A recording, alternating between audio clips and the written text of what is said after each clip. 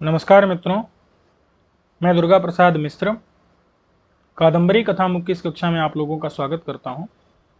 पिछले पाठ में हम लोगों ने शाल्मली तरु के वर्णन के अंतर्गत कुछ विशेषणों को उसके देख लिया था।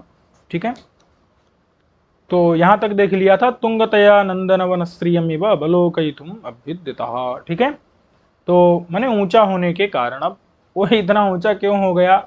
असल में ये बहुत ऊंचा है तो कभी कल्पना कर रहा है।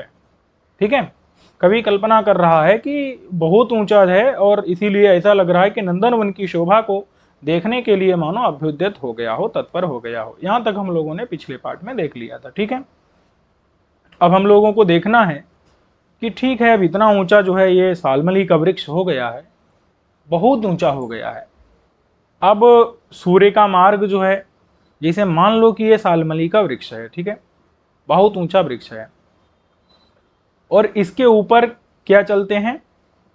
इसके ऊपर सूर्य का मार्ग है, तो यहां पर सूर्य के घोड़े चलते हैं। ठीक है, यहां पर सूर्य के घोड़े चलते हैं। ठीक है, ये सूर्य का रथ हो गया, इसमें सूर्य बैठे हुए हैं, आगे उनके घोड़े हैं, वो चल रहे हैं। ठीक है, अब देखते हैं कि ख समीपवर्ती नाम, तो अब यही बता रहे हैं कि इस जो वृक्ष की शाखाएं हैं, तो उनके बारे में बता रहे हैं। देखो, पहले पढ़ते हैं एक बार क्या लिखा है, उसको पढ़ेंगे समझ में आएगा। तो कह रहे हैं ख समीपवर्ती नाम, यहाँ कहीं कहीं पर ख समीपवर्ती नाम ऐसा पाठ है, और कहीं कहीं पर स्व समीपवर्ती नाम इस प्रकार का पाठ है। तो इसमें जो है उचित पाठ तो स्व समीपवर्ती नाम ही लग रहा है।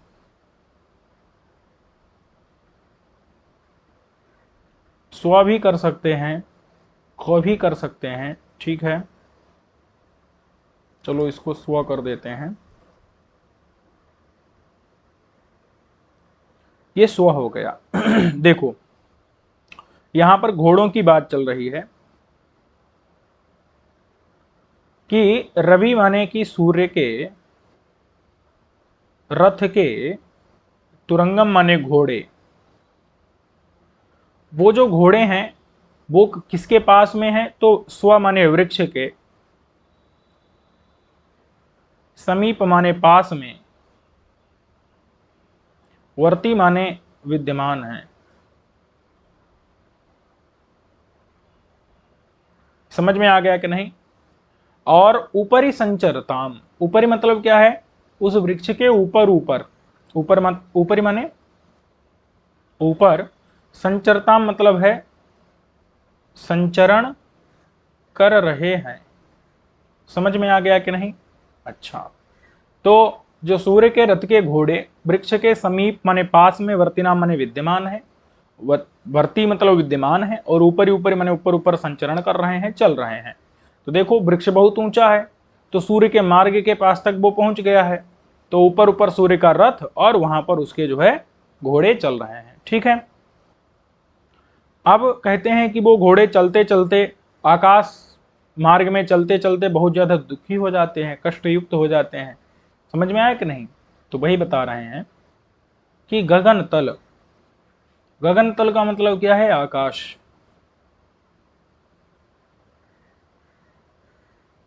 आकाश में गमन, गमन मतलब होता है चलने के कारण, गमन करने के कारण। आकाश में चलने से जो उत्पन्न हुआ खेद, चलने से जो खेद उत्पन्न हुआ है, खेद मतलब होता है परिश्रम। खेद माने क्या लेना है? परिश्रम। तो उस परिश्रम से आयासित, आयासित का मतलब होता है दुखी हो गए हैं। क्या हो गए हैं? दुखी अथवा कष्ट युक्त। कौन है? सूर्य के रथ के घोड़े। रवि माने सूर्य के, रथ के, तुरंगम माने घोड़े। तो अब जब पूरा एकदम आकाश में, गगन तल माने आकाश में, गमन माने चलने के, खेद माने परिश्रम से, आयासित माने दुखी हो गए हैं, तो कष्टयुक्त हो गए हैं, तो उनके मुख से, उनके मुख से बता रहे हैं। देखो, श्रिक, श्रिक का मतलब होता है होंठ के किनारे।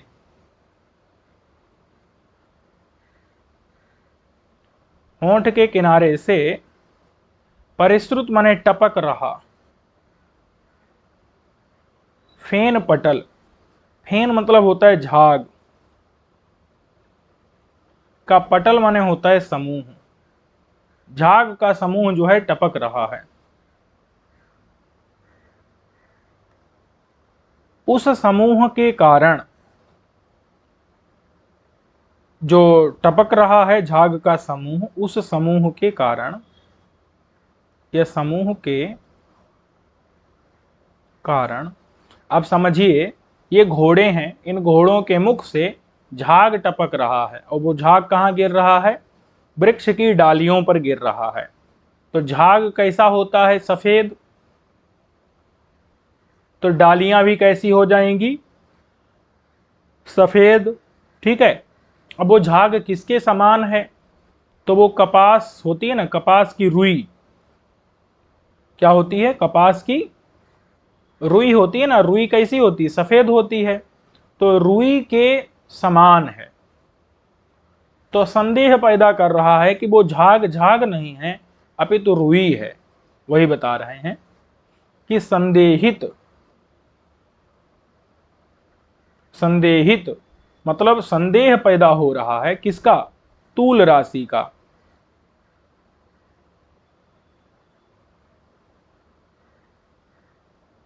किसका संदेह पैदा हो रहा है? तूल राशि का। तूल मतलब होता है कपास। तूल माने क्या होता है? कपास। तो कपास से बनी हुई, तूल का अर्थ क्या लेना है? रुई। ठीक है, इतना समझ आया कि नहीं? कि संदेहित मतलब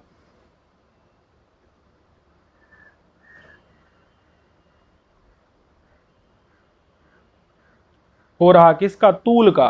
तूल मतलब कपास की, रुई के, राशि माने समूह का।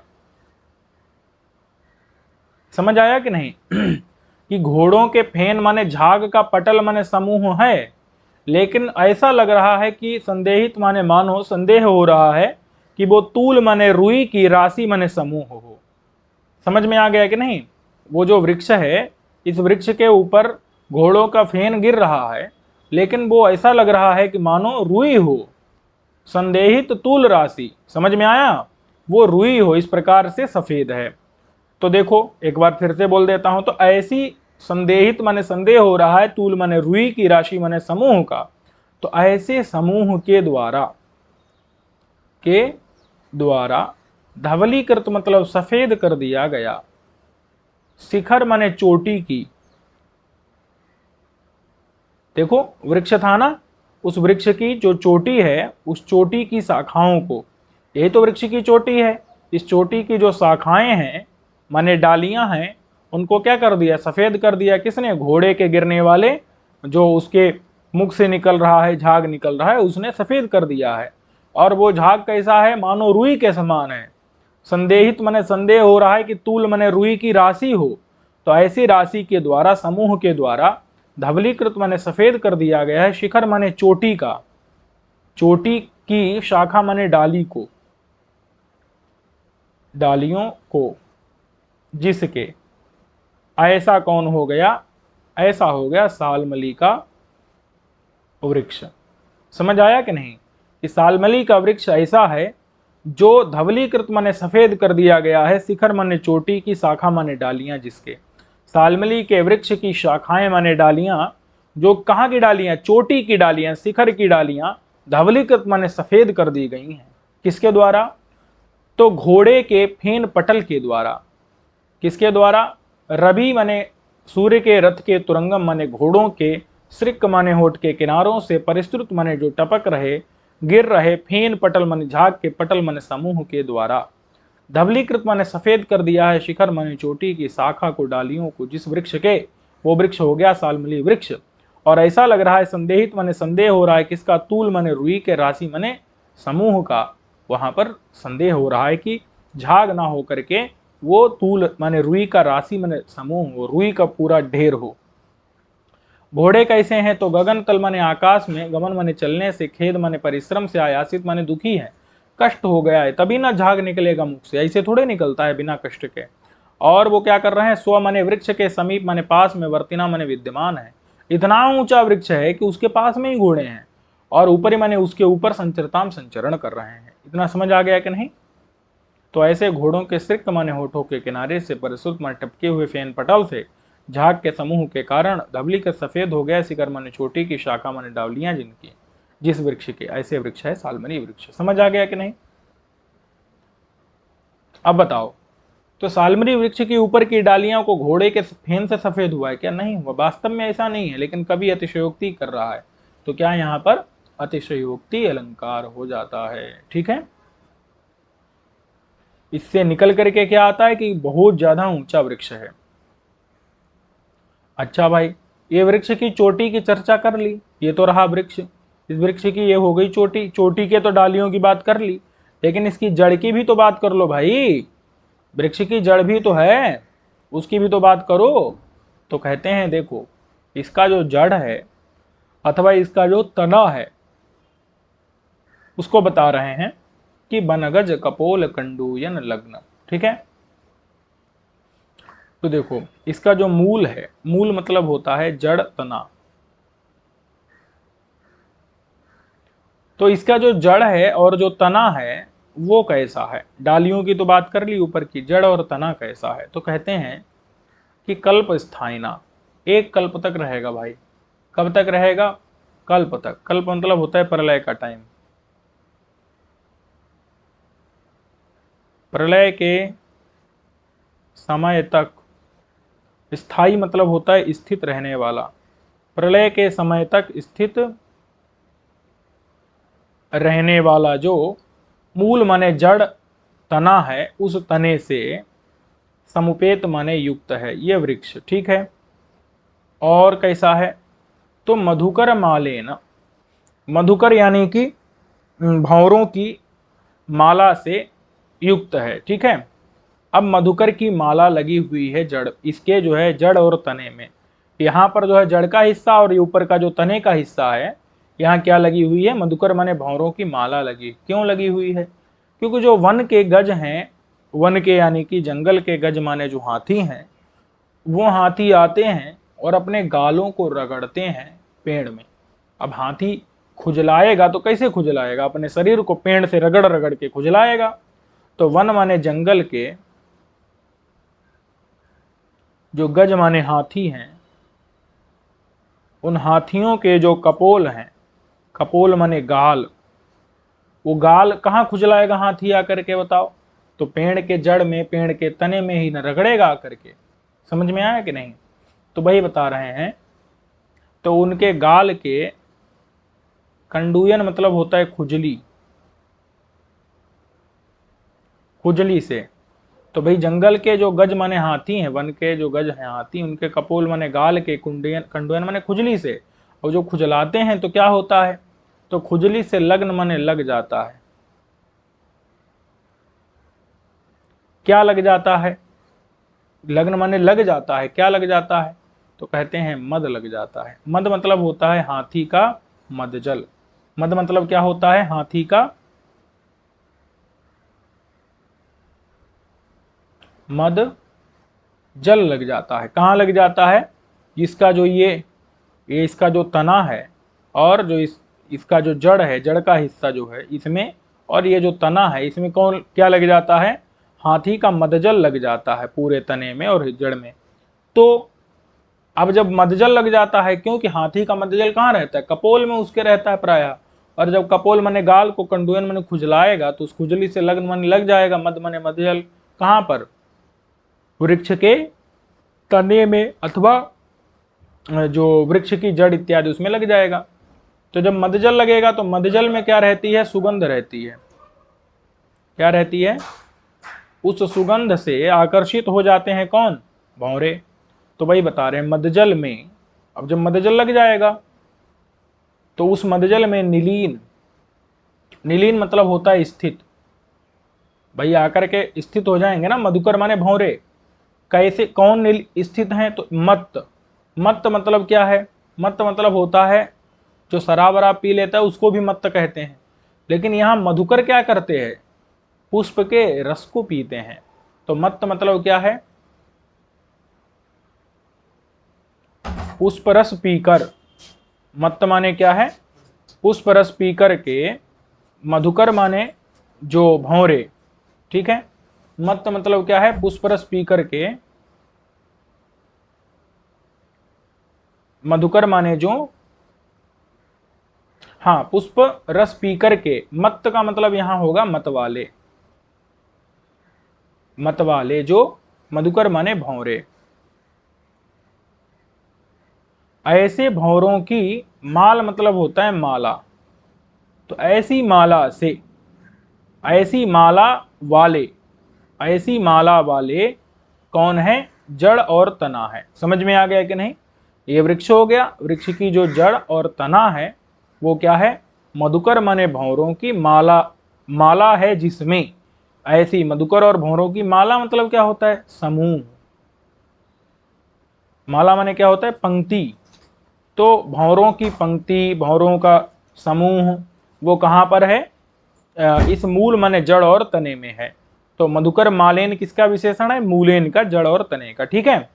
इतना समझ आया कि नहीं। वन माने जंगल का, गज माने हाथी, उस हाथी के कपोल माने गाल, उस गाल के कंडुयन माने खुजली से, गाल अपना खुजलाता है जब वृक्ष के तने या जड़ में, तो उससे लग्न माने लग जाता है, मद माने मदजल, तो उस मदजल की सुगंध से आकर्षित होकर के उसी में निलीन माने स्थित हो जाते हैं। मत्त माने मतवाले, क्यों मत्त, क्योंकि पुष्प रस को पी करके, मधु को पी करके, पुष्प रस को पी करके, मतवाले जो, मधुकर माने भौरे, उन भौरों के माल मतलब माला से युक्त, जड़ तने से युक्त, माला बाला जो मतलब भौरों के समूह वाला, भौरों के झुंड वाला जो मूल मने जड़ और तना है, उससे युक्त है कौन, शाल्मली का वृक्ष।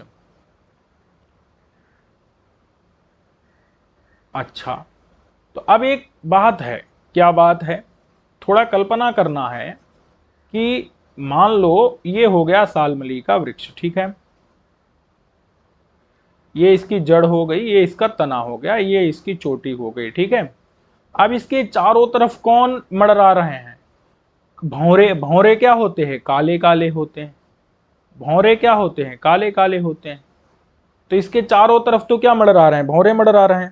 तो अब ये बताइए कि जब चारों तरफ भौरे मड़रा रहे हैं तो ऐसा लग रहा है कि मानो लोहे की जंजीर से बांध करके और हिलना डुलना बंद कर दिया गया हो जिसका, ऐसा लग रहा है।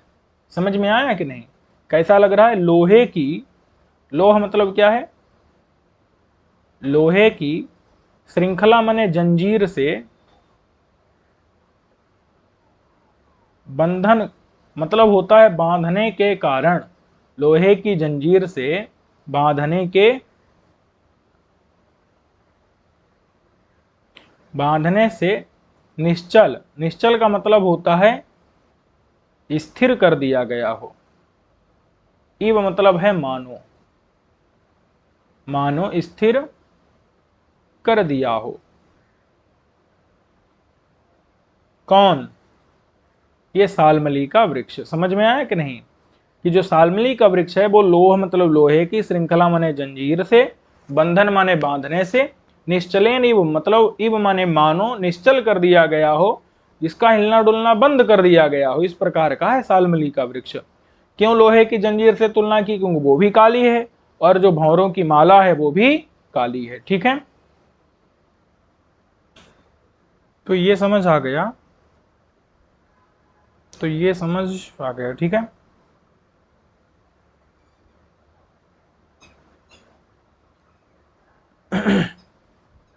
एक बार फिर से बोल देता हूं, वनगज कपोल कंडूयन लग्न मद निलीन मत्त मधुकर मालेन, ये विशेषण है मूलेन का।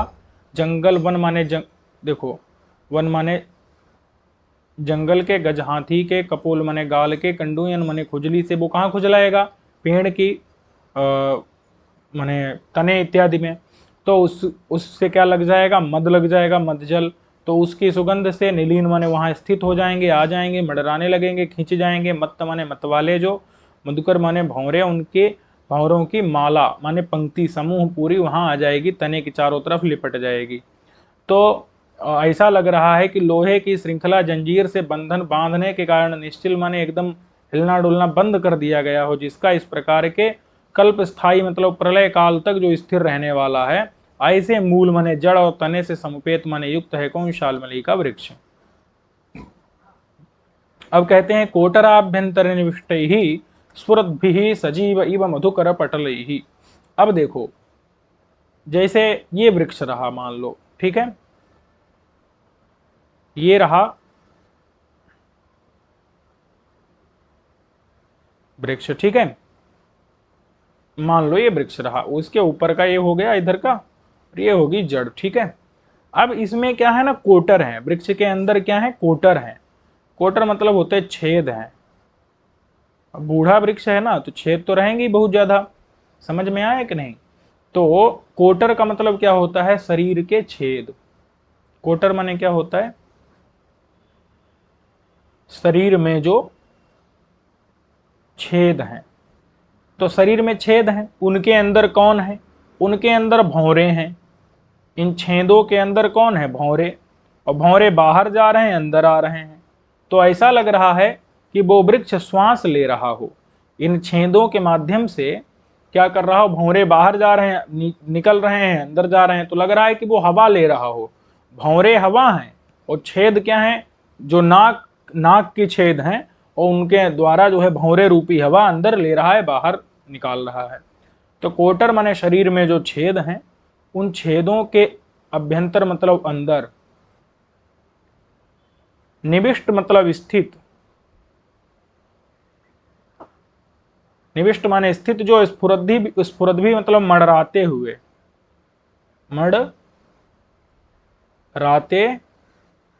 हुए, मड़राते हुए मतलब समझ रहे हैं, अंदर बाहर जाते हुए, जो या चमकते हुए, ये भी कर सकते हैं, चमकते हुए या अंदर बाहर जाते हुए, जो कौन? मधुकर पटल ही। मधुकर माने भौरों के, पटल माने समूह। तो ऐसे समूह से, भौरों के समूह से, इव मतलब है मानो, शाल्मली का वृक्ष सजीव लग रहा हो। सजीव का मतलब होता है, मतलब जैसे कोई प्राणी होता है ना, प्राणी की तरह लग रहा हो। प्राणी माने प्राण वाला लग रहा हो, जिंदा लग रहा हो। क्योंकि जिंदा आदमी क्या करता है? सांस लेता है कि नहीं लेता है? जिंदा, क्या कहेंगे? जिंदा। जिंदा लग रहा है, सांस वाला लग रहा है। क्यों? क्योंकि कोटर माने उसके वृक्ष के जो शरीर है उसमें छेद हैं। छेदों के अभ्यंतर माने अंदर, निविष्ट माने जो विद्यमान, स्थित, स्फुरद्भी मतलब एकदम मड़रा रहे हैं, चमकते, जो अंदर बाहर जा रहे हैं। ऐसे मधुकर पटले माने भौरों के समूह के द्वारा वो वृक्ष किस प्रकार का लग रहा है? मानो सजीव की तरह लग रहा है, मानो प्राणी वाला, जिंदा लग रहा है। कौन? शाल्मली का तरु। समझ में आ गया कि नहीं? अब क्योंकि भाई श्वास ले रहा है ना, वो भी किस रूप में? मधुकर के रूप में। भौरों के पटल, भौरों के समूह रूपी हवा को अपने इन कोटर रूपी नाक के छेद से ले रहा है। कोटर क्या है? नाक के छेद हैं। और भौरे क्या है? हवा है। समझ में आया कि नहीं? ये कोटर क्या है? कोटर क्या है? जैसे आदमी के नाक के क्या होते हैं? छेद होते हैं, वैसे वृक्ष में कोटर हैं। और जैसे मधुकर पटल, जैसे आदमी हवा लेता है, वैसे ये किसको ले रहा है अंदर बाहर? भौरों के समूह को। हवा की तरह कौन हो जाएगा? भौरे का समूह। नाक की छेद की तरह कौन हो जाएगा? कोटर। इतना समझ में आ गया कि नहीं? तो इस प्रकार से भौरों के हवा जैसे वो लेता है आदमी, वैसे ही मधुकर का पटल माने भौरों के समूह को अंदर बाहर कौन ले रहा है?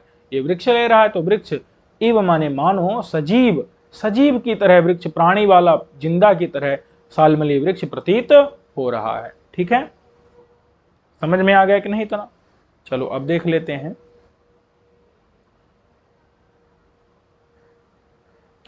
दुर्योधन इव उपलक्षित शकुनि पक्षपातः। जैसे दुर्योधन था ना, महाभारत में आपको पता है ना कि धृतराष्ट्र का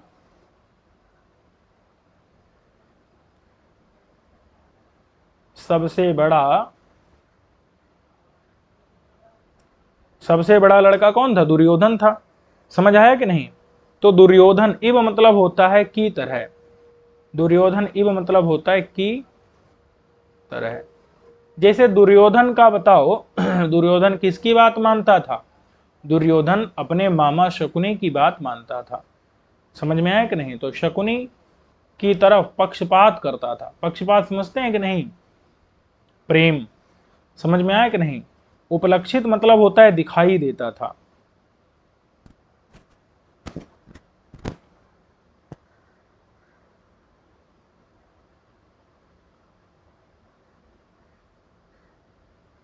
शकुनी मामा के प्रति, शकुनी मामा के लिए पक्षपात माने प्रेम जिसका, ऐसा कौन था? ऐसा दुर्योधन था। समझ में आया कि नहीं? तो दुर्योधन की तरह उपलक्षित माने दिखाई देता था, शकुनी मामा के प्रति पक्षपात माने प्रेम जिसका। समझ में आ गया कि नहीं? दुर्योधन की तरह, दुर्योधन कैसा था? उपलक्षित माने दिखाई देता था, शकुनी मामा के प्रति पक्षपात माने प्रेम जिसका। ऐसा कौन था? ऐसा दुर्योधन था। ऐसे दुर्योधन की तरह कौन था? शाल्मली का तरु माने वृक्ष था। क्यों? क्योंकि सालमली वृक्ष के ऊपर उपलक्षित माने दिखाई देता था अथवा दिखता था शकुनी माने पक्षियों का। पक्षियों के, पक्ष मतलब होता है पंख का, पक्षियों के पंख का, पात मतलब होता है गिरना, जहां पर। ऐसा कौन था? सालमली तरु था। समझ आया कि नहीं? सालमली तरु में उपलक्षित माने दिखता था, क्या दिखता था? शकुनी माने पक्षियों के, पक्ष माने पंखों का, पात माने गिरना जहां पर, ऐसा सालमली का वृक्ष था। और दुर्योधन कैसा था? तो उपलक्षित शकुनी पक्षपात था। उपलक्षित माने दिखाई देता था या दिखता था शकुनी मामा के प्रति, शकुनी मामा के प्रति पक्षपात माने प्रेम जिसका। ऐसा कौन था? ऐसा दुर्योधन था। समझ में आ गया कि नहीं इतना? और यहां पर सालमली तरु में उपलक्षित माने दिखता था, उपलक्षितम माने दिखता था, उपलक्षिता कहा तो शकुनी यानी कि पक्षियों के, शकुनी माने पक्षी के पंख, पक्ष मतलब पंखों का, पात माने गिरना। अब भाई वृक्ष पर पक्षी रहेंगे तो पंख तो उनके गिरेंगे ही। तो शकुनी माने पक्षियों के, पक्ष माने पंखों का, पात माने गिरना सालमली तरु पर दिखाई देता था। और दुर्योधन के लिए कहेंगे तो उपलक्षित माने दिखाई देता था शकुनी मामा के प्रति पक्षपात माने प्रेम जिसका। ऐसा कौन था? दुर्योधन था। समझ में आया कि नहीं? उपलक्षित मतलब दिखता था या देखा गया था, ठीक है, लोगों के द्वारा देखा गया था। अब कह रहे हैं नलिन नाभ इव वनमालोपगूढ़। देखो नलिन नाभ कौन है? नलिन मतलब होता है कमल, नाभ मतलब होता है नाभि में जिसके, कमल है नाभि में जिसके। ऐसे कौन हो गए? कमल है नाभि में जिनके, ऐसे कौन हो गए? ऐसे हो गए भगवान विष्णु। इब माने की तरह। तो भगवान विष्णु जो हैं वो नलिन नाभ मतलब समझ आया कि नहीं? नलिन माने कमल है, नाभ माने नाभि में जिनके। ऐसे कौन है? भगवान विष्णु। नलिन मतलब कमल, नाभ मतलब नाभि में जिनके। ऐसे कौन है? भगवान विष्णु। तो भगवान विष्णु की तरह था कौन? सालमली का वृक्ष। कैसे था? तो चलो भगवान विष्णु को देख लेते पहले। भगवान विष्णु कैसे हैं? तो कहते हैं कि वनमाला उपगूढ़ है। वनमाला के द्वारा, उपगूढ़ मतलब होता है युक्त है। किससे? वनमाला से। वनमाला से भगवान विष्णु क्या है? युक्त हैं, उपगूढ़ हैं। कहते हैं वनमाला क्या होती है?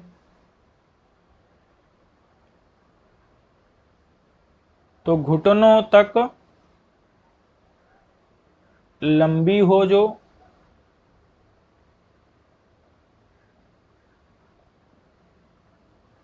सभी ऋतुओं में जिस माला के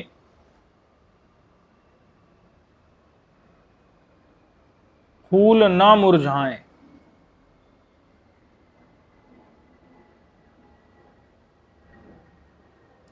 समझ में आया कि नहीं? और बीच में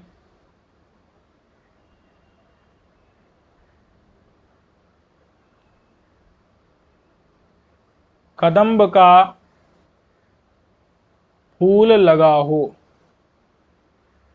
उसे क्या कहते हैं?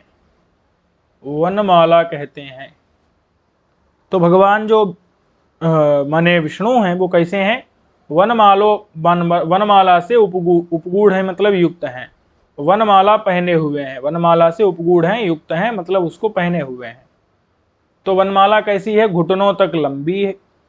सभी ऋतुओं में जिस माला के फूल ना मुरझाएं और बीच में जिसमें कदम्ब का फूल लगा हो उसे क्या कहते हैं? वनमाला।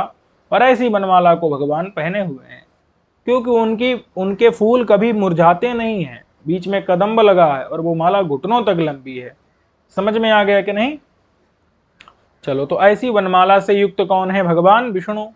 अच्छा, अब जो सालमली का वृक्ष है उसके चारों तरफ एक जंगल नहीं, सैकड़ों जंगल फैले हुए हैं। समझ में आया कि नहीं?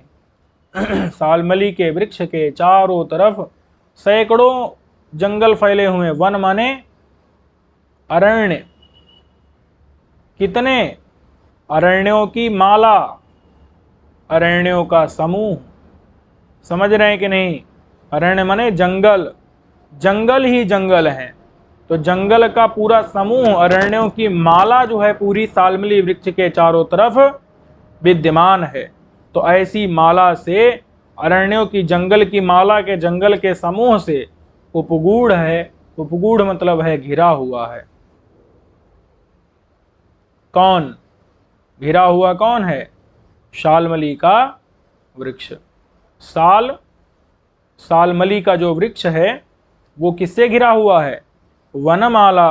वनमाला मतलब वनों की, अरण्य की, जंगलों की माला माने पंक्ति समूह से उपगूढ़ है, माने घिरा हुआ है, आच्छादित है।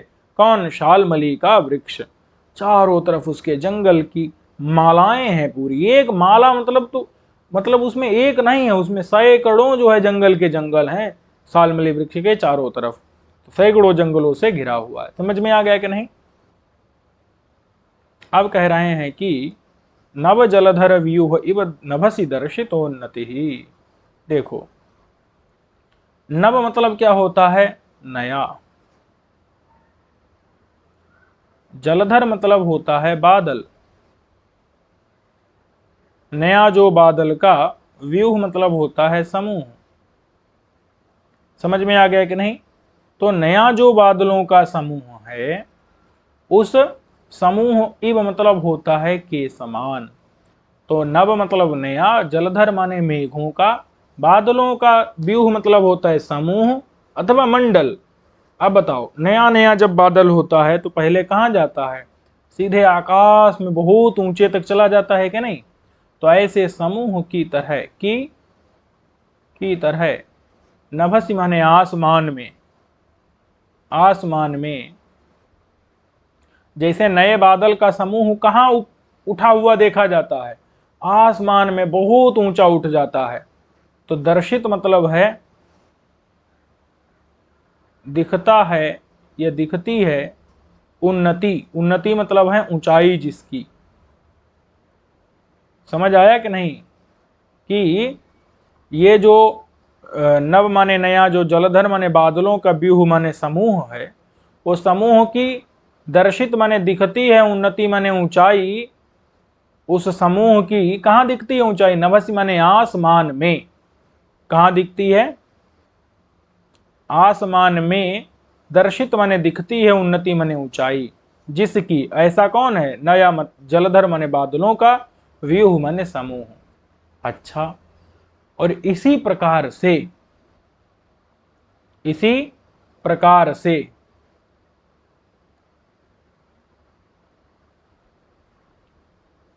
नभसी, नभसी का मतलब है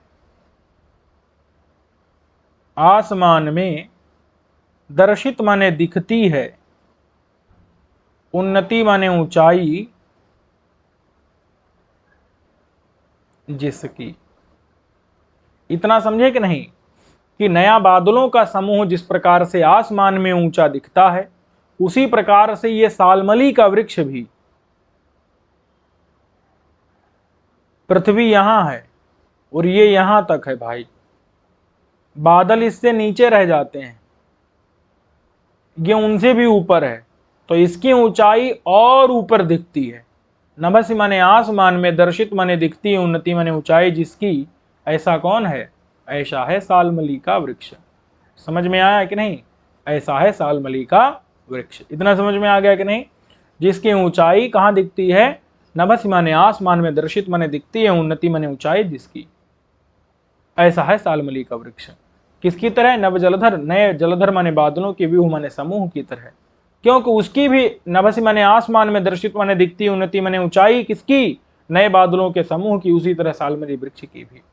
अब बादलों के पक्ष में एक और अर्थ भी घटा सकते हैं। नभसी का मतलब होता है श्रावण मास। श्रावण, श्रावण मतलब होता है सावन, सावन का महीना। तो सावन के महीने में दर्शित माने दिखती है, और उन्नति मतलब है वृद्धि जिसकी। समझ आया? ये भी अर्थ घटेगा कि जो नया नया बादलों का समूह है उसकी वृद्धि जिसकी, मैंने उस बादलों के समूह की वृद्धि दिखती है। कब दिखती है? श्रावण माने सावन के महीने में दिखती है। कब दिखती है? सावन के महीने में दिखती है। वृद्धि माने बढ़वार, बढ़ना जिसका।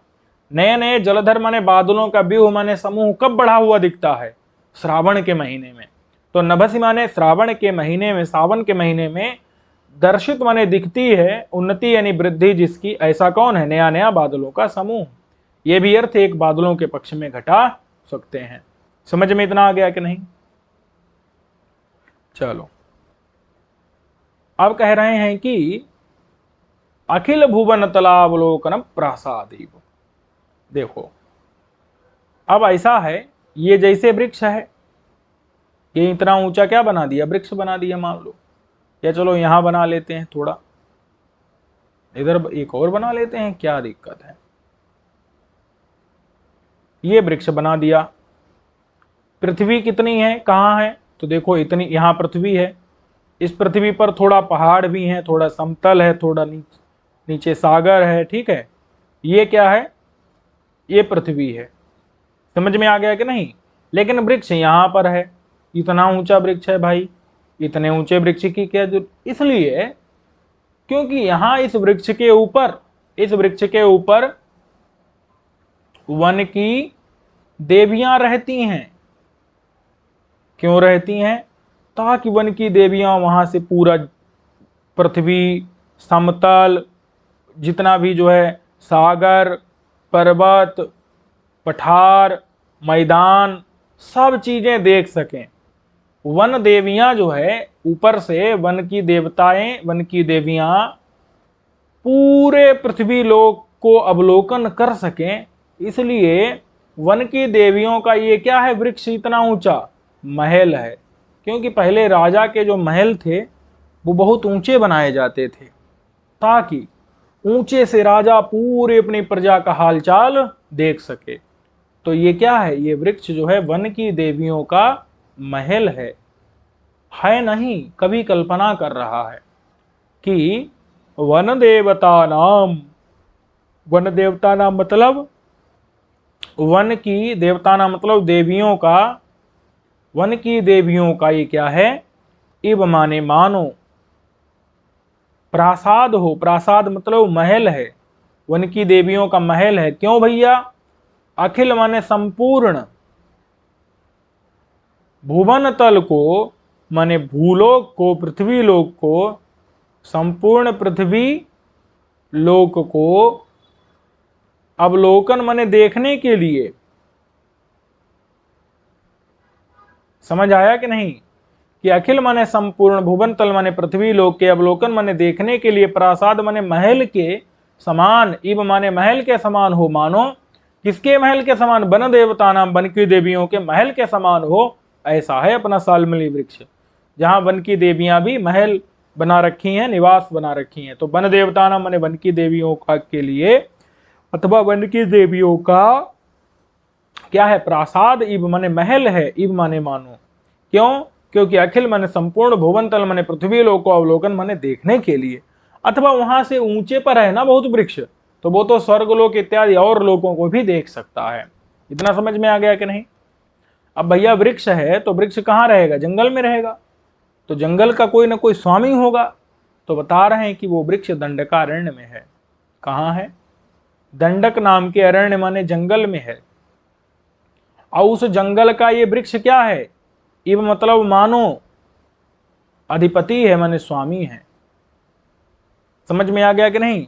दंडकारण्य माने उस दंडक नाम के जंगल का, इव माने मानो अधिपति है, स्वामी है। कौन? ये पूरा जो वृक्ष सालमली वृक्ष है इतना बड़ा बूढ़ा है कि पूरे दंडकारण्य का, दंडक नाम के अरण्य माने जंगल का, इव माने मानो अधिपति है, स्वामी है। समझ में आया कि नहीं? और जितनी भी वनस्पतियां हैं, जितनी भी क्या हैं? वनस्पतियां हैं। वनस्पति किसे कहते हैं? जिसमें फूल और फल ना लगे उसे क्या कहते हैं? वनस्पति कहते हैं। तो सर्व माने सभी वनस्पतियों का, सभी वनस्पतियों का नायक इव मानो, इव इव का मतलब है मानो नायक हो। सभी प्रकार की जो वनस्पतियां हैं, वनस्पति मतलब होता है जिसमें फल और फूल ना हो, उसे क्या कहते हैं? वनस्पति। तो सर्व माने हर प्रकार की वनस्पति माने वनस्पतियों का, इव माने मानो नायक हो, मानो उन सभी वनस्पतियों का नायक है, नेतृत्व करने वाला है, उन सबका अध्यक्ष है, उन सब में श्रेष्ठ है, उन सब में प्रधान है, मुख्य है। ये समझ में आ रहा है इससे। और सखेब विंध्यस्य, भाई वृक्ष है कहाँ है? विंध्य पर्वत पर है, विंध्याचल पर्वत पर है। तो इसलिए विंध्याचल पर्वत का,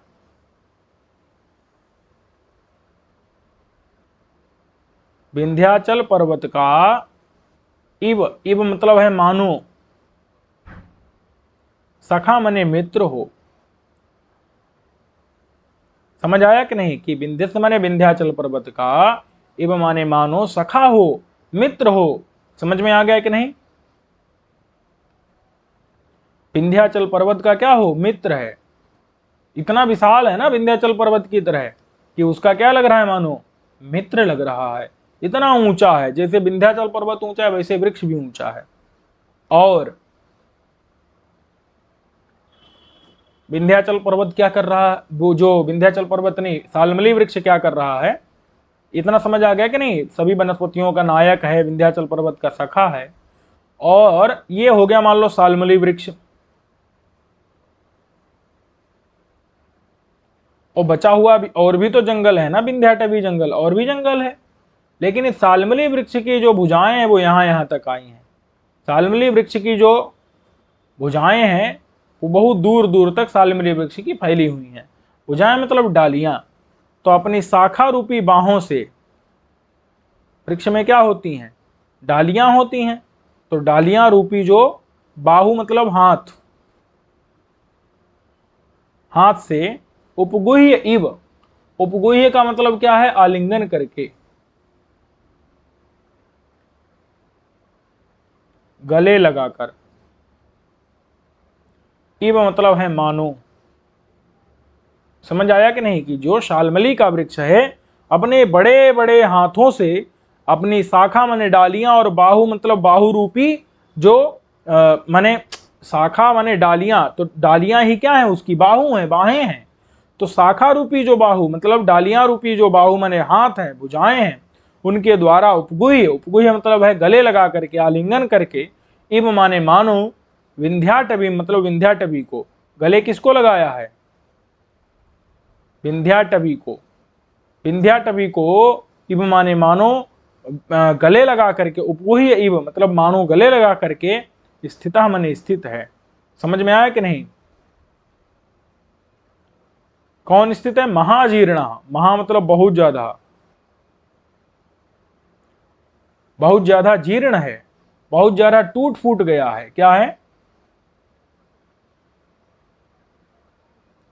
टूट फूट गया है। इतना समझ में आया कि नहीं?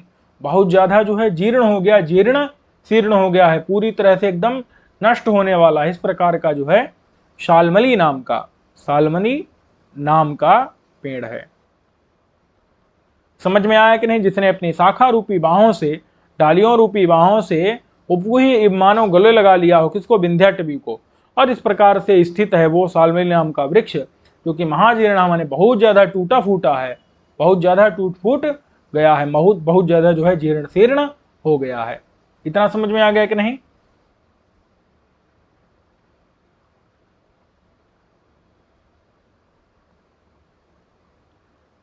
तत्र च शाखाग्रेषु कोटरोदरेषु पल्लवांतरेषु स्कंद संधिषु जीर्ण बलकल विवरेषु च। इसको हम लोग क्या करते हैं, अब सुख जन्म वृत्तांत चलेगा, उसको हम लोग अगले पाठ में देख लेंगे। ठीक है, इस पाठ को यहीं तक रहने देते हैं। सर्वेभ्यो नमो नमः।